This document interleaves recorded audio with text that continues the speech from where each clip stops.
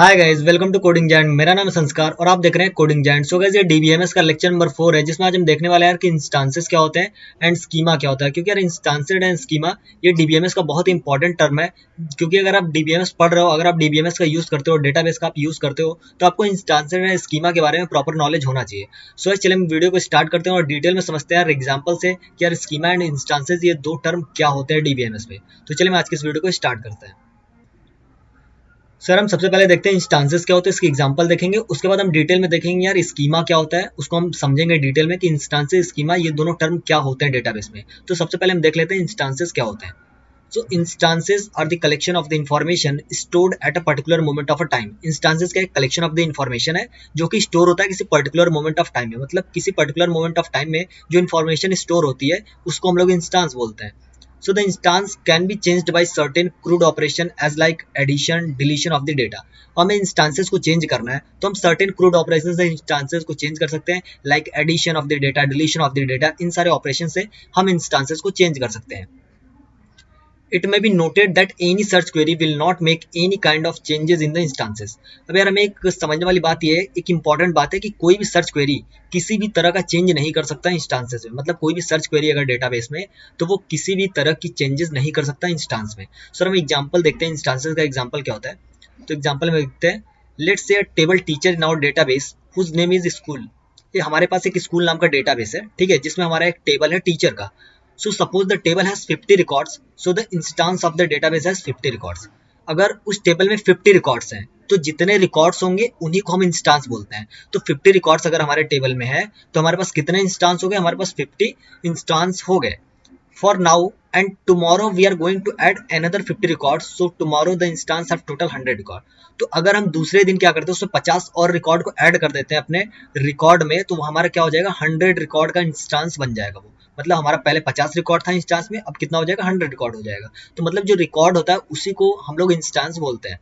So this is called an instance. So इसी को हम इंस्टांस बोलेंगे। सर आई होप आपको इंस्टांस समझ में आ गया होगा कि इंस्टांसेस क्या होते हैं डेटाबेस में। अब हम देखते हैं कि स्कीमा क्या होता है, उसको भी हम एग्जांपल से समझेंगे स्कीमा क्या होता है।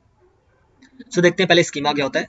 Schema is the overall description of the database. अब यार स्कीमा क्या होता है? एक ओवरऑल डिस्क्रिप्शन होता है तुम्हारे डेटाबेस का। The basic structure how the data will be stored in the database called schema. अब देखो यार, बेसिक स्ट्रक्चर जो होता है कि हमें कैसे डेटा को स्टोर करना है डेटाबेस में। The basic structure that how how the data is stored into the database. मतलब एक जो बेसिक स्ट्रक्चर होता है डेटाबेस को स्टोर करने का, किसमें? डेटाबेस में स्टोर करने का डेटा को हम जो स्टोर करते हैं डेटाबेस में, उसका जो ओवरऑल स्ट्रक्चर होता है उसी को हम लोग बोलते हैं स्कीमा, या हम बोल सकते हैं overall description of the database is called schema. ठीक है, तो ये हमारा हो गया स्कीमा क्या होता है। अभी हम देखते हैं इसके एग्जांपल देखते हैं, स्कीमा के एग्जांपल क्या होते हैं। फिर हम देखते हैं एग्जांपल, एक डायग्राम से मैं आपको समझाता हूँ एग्जांपल स्कीमा का। सो आप देख सकते हैं डायग्राम है, ठीक है। यहाँ पे आप देख सकते हो टेबल टीचर है, ठीक है। टीचर में क्या है? टीचर का नाम है, डेट ऑफ ज्वाइनिंग है, टीचर का सब्जेक्ट है, सब्जेक्ट कोड है। तो ये क्या होगा? एक तरह से टीचर टेबल में ये सारी चीजें आती है। उसके बाद एक सब्जेक्ट है, उसमें क्या होगा? सब्जेक्ट नेम होगा, फिर सब्जेक्ट कोड होगा, टीचर का नाम होगा। फिर एक डिपार्टमेंट का है, उसमें क्या है? डिपार्टमेंट का नाम है, डिपार्टमेंट की आईडी है, टीचर का नेम है। तो ये ओवरऑल क्या हो गया? ये अलग अलग टेबल है, ठीक है। ये एक अलग टेबल है, ठीक है। ये एक अलग टेबल है, ये एक अलग टेबल है। तो ये सारे अलग अलग टेबल है। अब हम इन सारे टेबल को अगर कंबाइंड कर देते हैं आपस में, तो ये क्या बन जाएगा? एक डेटाबेस बन जाएगा, ठीक है। तो ये ओवरऑल डिस्क्रिप्शन हो गया डेटाबेस का कि डेटाबेस में कैसे डेटा स्टोर होगा। मतलब टीचर का टेबल है, सब्जेक्ट का टेबल है, डिपार्टमेंट का टेबल है, सारे स्टोर होकर जब कंबाइन हो जाते हैं तो एक डेटाबेस बनता है। तो ओवरऑल जो स्ट्रक्चर होता है, ओवरऑल डिस्क्रिप्शन जो होता है डेटाबेस का, उसी को हम लोग स्कीमा बोलते हैं। सर अब हम देखते हैं स्कीमा के कुछ टाइप्स होते हैं, उनके बारे में हम देखते हैं। डेटाबेस में जो स्कीमा होता है वो 3 टाइप्स का होता है। स्कीमा इज ऑफ 3 टाइप्स, ठीक है। डेटाबेस में स्कीमा कितने टाइप्स का होता है? 3 टाइप्स का होता है। सर पहला होता है तुम्हारा लॉजिकल स्कीमा, दूसरा फिजिकल एंड तीसरा व्यू स्कीमा। 3 टाइप के स्कीमा होते हैं हमारे डेटाबेस में। सो हम पहले देखते हैं लॉजिकल स्कीमा क्या होता है। It describe the database design at a logical level. अभी लॉजिकल स्कीमा क्या करता है? डेटाबेस डिजाइन को क्या करता है? लॉजिकल लेवल पे डिस्क्राइब करता है। फिजिकल स्कीमा क्या करता है? It describe the database design at a physical level. ये फिजिकल लेवल पे डेटाबेस को डिस्क्राइब करता है, डेटाबेस के डिजाइन को। व्यू स्कीमा क्या करता है? It defines the design of the database at the view level. अब तुम्हारा क्या करता है? व्यू स्कीमा क्या करता है? It define the design of the database at the view level. View schema क्या करता है? डिफाइन करता है डेटाबेस के डिजाइन को at the view level, view level पे डिजाइन करता है या डिस्क्राइब करता है, बोल सकते हैं। इसकी एग्जांपल हम देखते हैं। Let's say a table teacher in our database name school.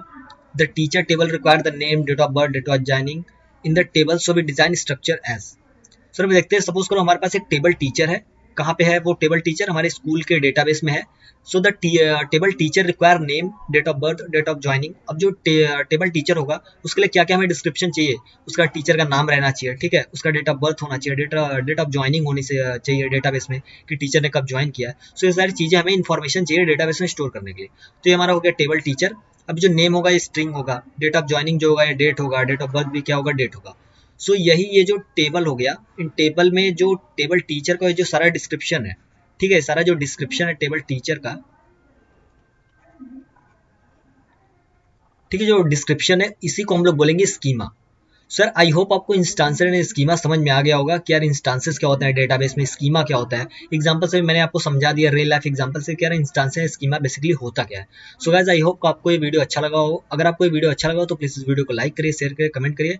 और अगर आपने अभी तक मेरे चैनल को सब्सक्राइब नहीं किया ना तो प्लीज मेरे चैनल को सब्सक्राइब कर लो, क्योंकि मैं ऐसे ही वीडियोस इस चैनल पर अपलोड करता रहता हूँ। Thank you, thanks for watching.